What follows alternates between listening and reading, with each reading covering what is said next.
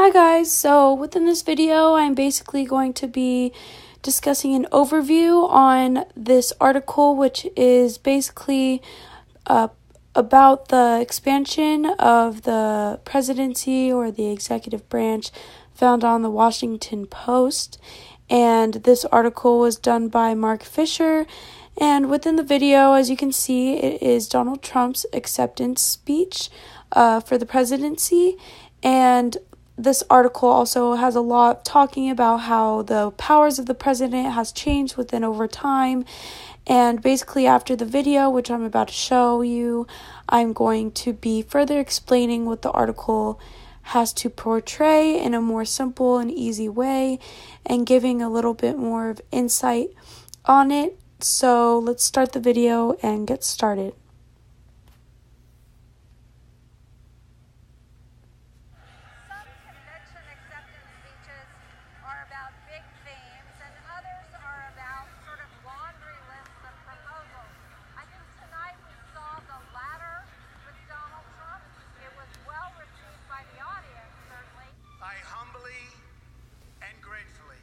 Accept your nomination for the Presidency of the United States. He hit all of the applause lines that have gotten him through this season. We will make America strong again. We will make America proud again. We will make America safe again. And we will make America great again. But I think that for people outside this arena, what he was trying to project, the big theme was law and order, toughness, steadfastness. And of course, we get to the end of this week, the time-honored tradition of the family on the stage, the running mate, the balloon drop. And I think at this point, after this convention, which has been so chaotic, I think that everyone involved was probably glad to see the confetti and the balloons and just essentially to have it all over with. So there in the video, you can obviously see that he has accepted his presidency, therefore naming him president. And so basically within Donald Trump's presidency, he does promise to be the voice of the American people and to take action upon all of the promises that he states. And past presidents, Bush, Obama, etc., they've made so many different adjustments to the different powers of the presidency that will overall allow Trump to fulfill these promises more easily and more productively as how he wants it. So the expansion of the presidency is never ending, and however, Trump's policies are different than those of other presidents. So, for example, he does not give exact details on how he will fulfill his statements, just says that they will get done and to believe him. He ignores the works of a bureaucracy and Congress and goes by his own ways of getting things done. So Obama has done things similar to this.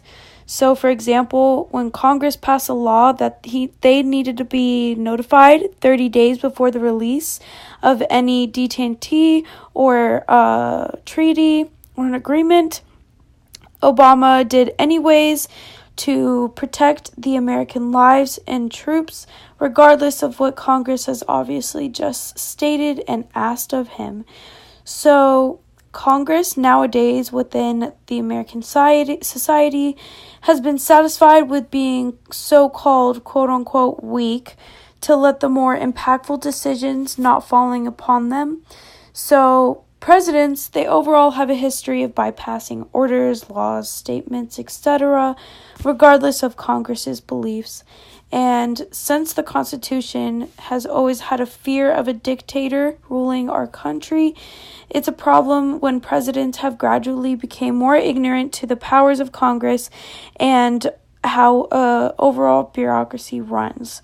So obviously, the Congress has the power to impeach a president if they take too much advantage of their power. However, since Trump is a new president, he's more likely to have leeway with his decisions due to political interest and the nation's interest and other different factors as such. So overall, Congress does a quote-unquote lack the will and way to check the presidency, and that today's systems of checks and balances is an abject failure. This was said by Devon's the law professor. If you read the article, you can see him at the end of the article state this about Congress and the checks and balance system. And overall, throughout time, presidents have just gained more power and realized that no matter really how the Constitution states things should go or how Congress states things should go, they overall have the power to make executive decisions by themselves and overall get things done if they really want to.